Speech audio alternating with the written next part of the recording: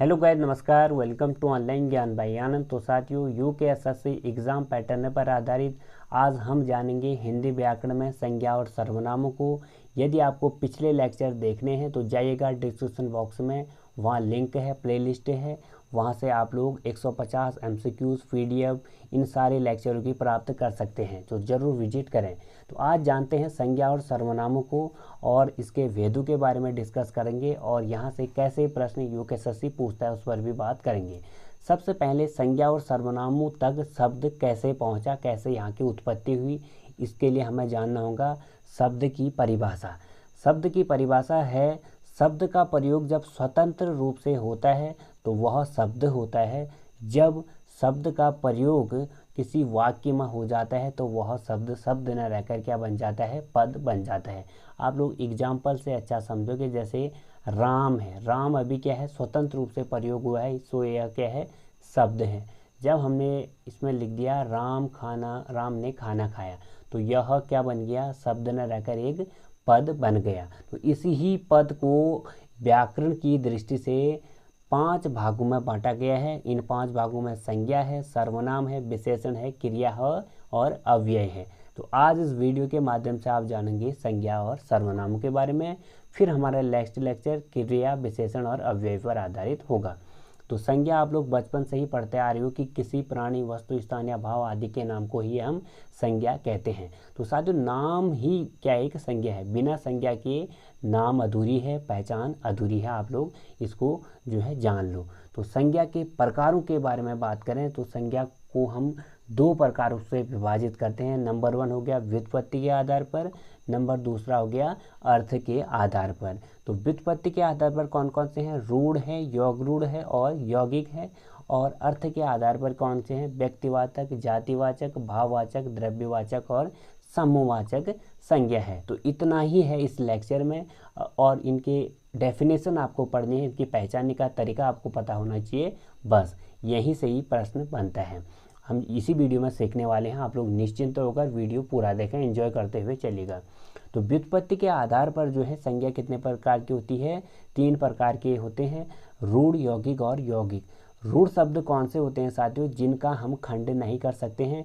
ये जो है बिना किसी की सहायता के शब्द होते हैं, बिल्कुल वैसे एज इट इज वैसे ही प्राप्त प्रयोग में होते हैं। जैसे कमल है, कमल जो है इसका हम खंड नहीं कर सकते। क्या क अलग, मल अलग कर सकते हैं क्या, कोई भी सार्थक शब्द इनके खंड करने से नहीं बनता है। तो ऐसे शब्दों का हम रूढ़ शब्द कहते हैं। अब आता है साथियों यौगिक। यौगिक शब्दों का हम ये 2 या 2 से अधिक सार्थक शब्दों के मेल से बनते हैं, तो अभी इनको यौगिक शब्द कहते हैं। जैसे पाठशाला हो गई, तो पाठशाला क्या है, 2 या 2 से अधिक किससे बनी है, 2 शब्दों के मेल से बनी है ना, 2 शब्द सार्थक शब्द हैं अभी, तो ऐसे शब्दों को हम यौगिक शब्द कहते हैं। तीसरा आता है यौगरूढ़। क्या होते हैं, यौगरूढ़ शब्द बेसिकली रूढ़ और यौगिक का मिश्रण रूप है। साथ ही साथ इसमें एक भाव देखने को मिलता है कि एक बात से किसी तीसरे भाव की व्युत्पत्ति हमें देखने को मिलती है। कैसे, अब आप समझोगे कैसे। जैसे हमने कहा कि दशानन, दशानन एक यहाँ पे एक वो हो गया, शब्द हो गया। तो 10 हैं सिर जिसके, किसके हैं 10 सिर, रावण के होते हैं। तो एक शब्द से किसी तीसरे की बात हुई ना, तो ऐसे शब्द का प्रयोग यौगरूढ़ शब्द के अंतर्गत आते हैं। तो व्युत्पत्ति के आधार पर हमने इनकी परिभाषा आपको बता दी। अब जानने का प्रयास करते हैं अर्थ के आधार पर। तो अर्थ के आधार पर हमें जानना है पहले व्यक्तिवाचक संज्ञा, फिर हम जानेंगे जातिवाचक संज्ञा, फिर हम जानेंगे भाववाचक, फिर द्रव्यवाचक और फिर समूहवाचक।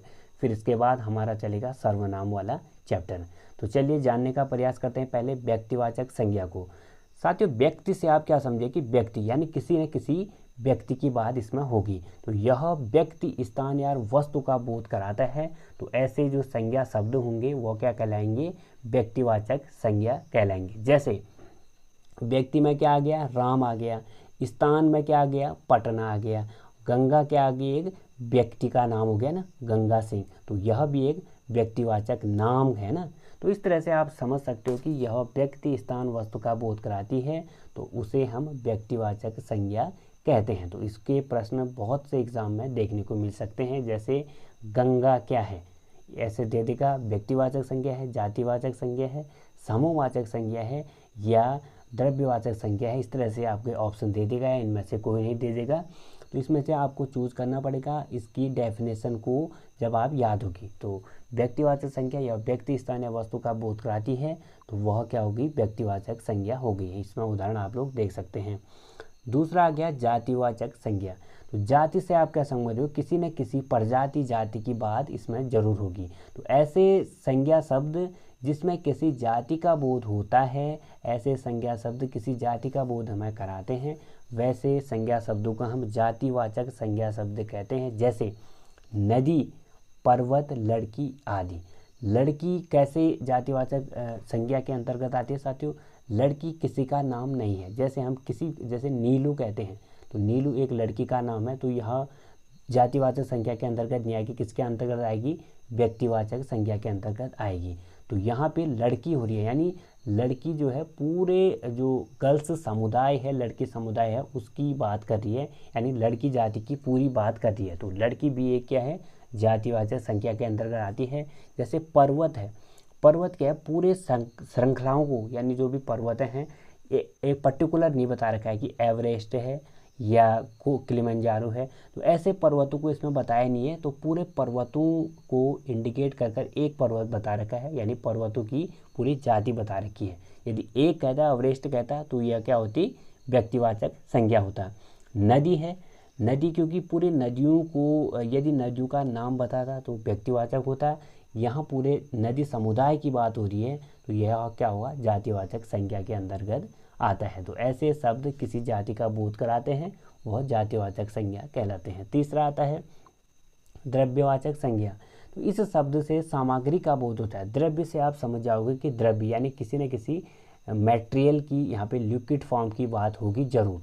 इस शब्द से सामग्री का बोध होता है जिसे वस्तु बनी हुई होती है। जैसे तेल हो गया, चांदी हो गया, धुआं हो गया आदि। तो द्रव्य से आपको समझ देना है, या तो लिक्विड फॉर्म की बात होगी, या ठोस अवस्था की बात होगी, या द्रव्य अवस्था की बात होगी। तो वह द्रव्यवाचक संज्ञा के अंतर्गत आने वाले संज्ञा शब्द होंगे। चौथा भेद है संज्ञा का, समूहवाचक संज्ञा। तो यह शब्द पूरे समूह समुदाय का बोध कराता है। जैसे टीम, वर्ग, पुलिस, सेना। तो समूह से क्या समझ पा रहे हो आप लोग, पूरे समूह की बात होगी इसमें। जैसे क्रिकेट टीम है, पूरे टीम है ना, एक पर्टिकुलर टीम नेम बताता तो वह व्यक्तिवाचक संज्ञा के अंतर्गत आता है। पूरे टीम की बात हो रही है तो टीम में कितने भी लोग हो सकते हैं, इसलिए पूरे समूह की बात हो रही है। तो ऐसे शब्द क्या कहलाएंगे, समूहवाचक संज्ञा के अंतर्गत आएंगे। पुलिस, सेना ऐसे जो है समूहवाचक संज्ञा के अंतर्गत आते हैं। पुलिस समझोगे आप लोग, पुलिस की भी क्या है, एक समूहवाचक संख्या के अंतर्गत आती है। पुलिस के भी अंतर्गत अलग अलग समूह में लोग रहते हैं, आप लोग समझ गए होंगे। पांचवा है भाववाचक संज्ञा। भाव से क्या समझे आप, न किस ऐसे संज्ञा शब्द जिससे किसी के भाव, गुण और दशा आदि का ज्ञान हमें मिलेगा, वह भाववाचक संज्ञा कहलाएगा। जैसे हम क्रोध करते हैं किसी में, यानी गुस्सा करते हैं, तो क्या आएगा, एक भाव की दृष्टि से हम देखेंगे ना, एक भाव आएगा। और जैसे मिठास को, मीठा है, हम कहेंगे यार बहुत मीठा है, मिठाई बहुत मीठी है, तो एक मिठास का भाव आया। यौवन और आदि। तो ऐसे जो संज्ञा शब्द होंगे जिससे हमें किसी के भाव, गुण और दशा का बोध होगा, तो ऐसे संज्ञा शब्द भाववाचक संज्ञा कहलाएंगे। तो यहाँ से प्रश्न कैसे बनते हैं साथियों, कोई भी शब्द दे देगा आपको, जैसे सेना है, सेना दे देगा, सेना कैसे संज्ञा है, आपको 4 ऑप्शन दे देगा, भाववाचक संज्ञा, समूहवाचक संज्ञा, व्यक्तिवाचक संज्ञा, जातिवाचक संज्ञा। यदि आपको ये डेफिनेशन पता है और ये रीति आपको पता है तो आप लोग सीधे सीधे कहोगे कि सेना जो है एक समूहवाचक संज्ञा है, क्योंकि सेना में बहुत से लोग कार्य करते हैं। बहुत जब कहते हैं कि जैसे बंदरों की सेना है, यानी बहुत लोग हैं तो पूरे समूह में हैं, तो ऐसे समूहवाचक संज्ञा के अंतर्गत सेना आती है। तो इस तरह से हम पढ़ लिया हमने कि संज्ञा को हम ऐसे पढ़ेंगे। तो साथ ही इसमें शॉर्ट नोट में हमने एक फुट नोट आपको दे रखा है कि कभी कभी व्यक्तिवाचक संज्ञा का जातिवाचक संज्ञा के रूप में भी प्रयोग होता है। अब आप लोग कहोगे कि व्यक्तिवाचक का जातिवाचक में कैसा प्रयोग होगा। जैसे एग्जाम्पल के तौर के हम कहिए किसी वाक्य में या पद में कहेगा कि तुम्हारे यहाँ जयचंद की कमी नहीं है, यानी तुम्हारे वहाँ जयचंद बहुत हैं। हमने एक वाक्य ले लिया, पद ले लिया कि तुम्हारे वहाँ जयचंद बहुत हैं। तो जयचंद से आप क्या समझे, और इससे जयचंद एक व्यक्ति का नाम नहीं है। जयचंद एक समुदाय की बात हो रही है कि जयचंद मतलब झूठे लोग, ऐसे आप मान सकते हो, तुम्हारे वहाँ झूठे लोग बहुत हैं। तो यहाँ पे जयचंद का नाम ना होकर क्या है, पूरे समुदाय को बता रहा है कि जयचंद मतलब झूठा। तो इस तरह से व्यक्तिवाचक संज्ञा न होकर जाति का बोध करा रहा है। अब कभी कभी क्या होता है कि जातिवाचक का व्यक्तिवाचक के रूप में भी प्रयोग देखने को मिलता है।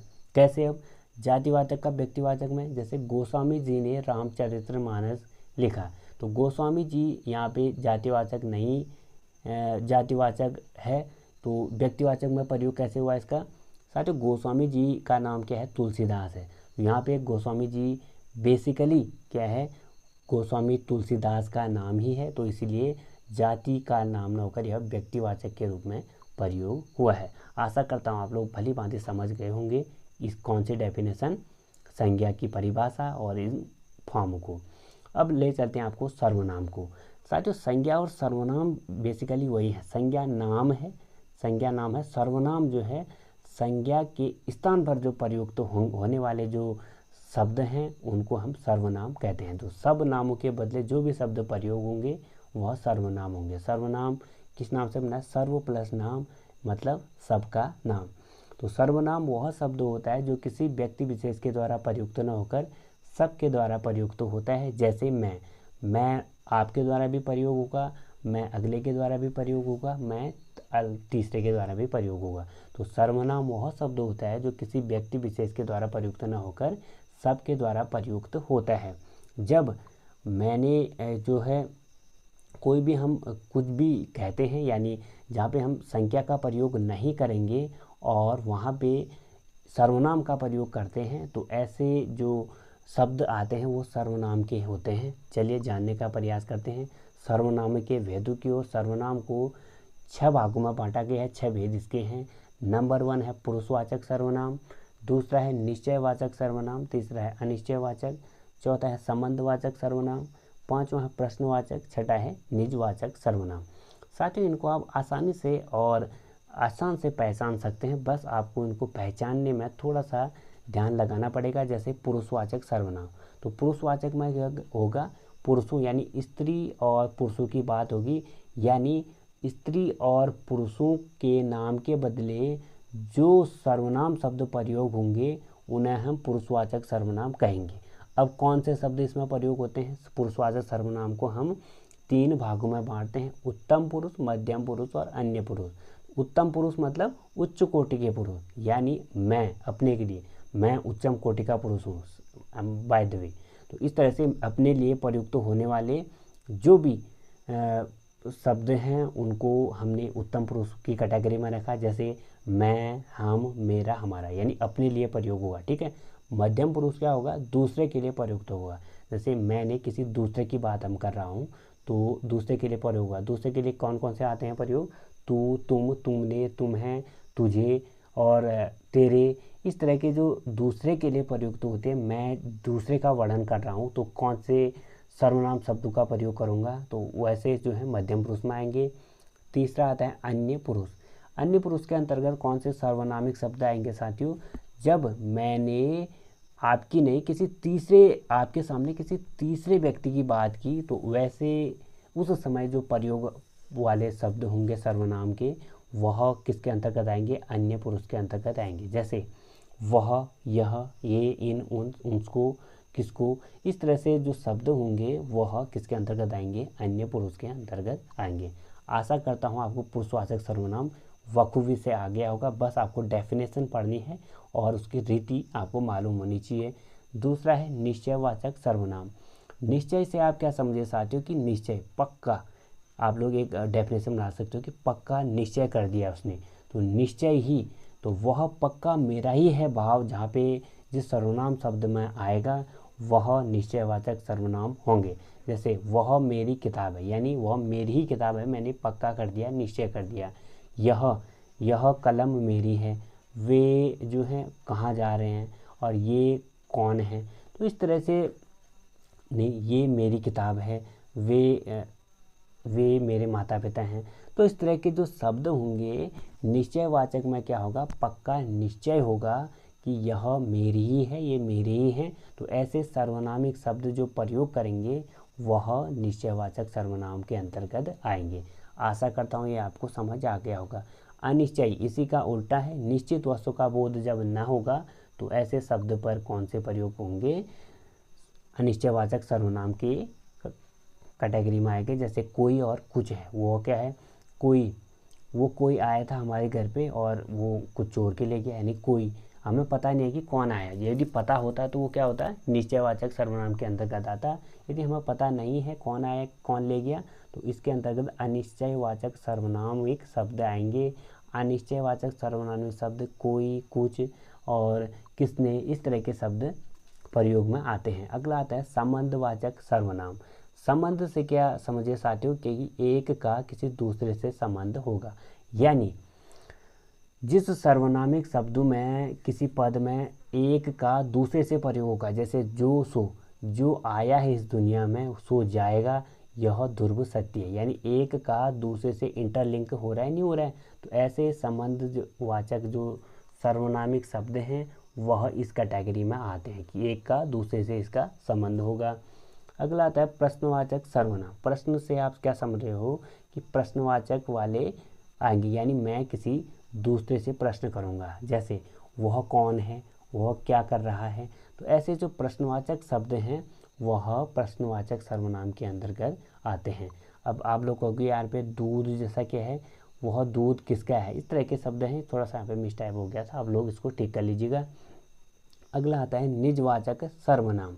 निजवाचक मतलब जो अपने लिए प्रयुक्त होने वाले जो सर्वनामिक शब्द हैं उसे हम निजवाचक सर्वनाम कहते हैं। जैसे मैं स्वयं वहाँ जाऊँगा, स्वयं, और खुद मैं खेलूँगा, खुद, और अपने आप के लिए प्रयुक्त होता है।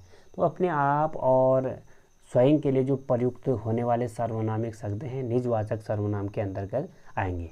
तो साथियों यह आप समझ गए होंगे संज्ञा और सर्वनाम को आराम से और अच्छे तरीके से। और निजवाचक सर्वनाम में आपको ध्यान देना है, जो हमने उत्तम पुरुष वाला आपको पढ़ाया है ना यहाँ पे मध्यम, ये उत्तम पुरुष जो है अपने लिए प्रयुक्त है, बट इसमें जो है अपने, मैं, हम, मेरा, हमारा के लिए है। और यहाँ पे जो हमने निजवाचक में पढ़ाया अपने आप और स्वयं, खुद, आप, ऐसे जो सर्वनामिक शब्द हैं इनका प्रयोग होगा। और इसके 100 MCQ 150 MCQ अब आपको हमारे आने वाले वीडियो में मिलेंगे, तो बने रहेगा हमारे चैनल के साथ। आपको इस तरह की यूज़फुल इन्फॉर्मेशन हमारे द्वारा लगातार दी रहेगी। तो सब्सक्राइब करें हमारे चैनल को, राइट कॉर्नर में बगल में बेल आइकन ऑन कर। साथियों आज के लिए विदा लेते हैं आपसे। आशा करता हूँ आपको यह चैप्टर अच्छी तरह से समझ आ गया होगा। इस PDF को प्राप्त करने आप हमें व्हाट्सएप में कांटेक्ट कीजिएगा। व्हाट्सएप नंबर हमारा आपको यहाँ पे फ्लैश हो रहा होगा। तो thank you everyone, have a good day.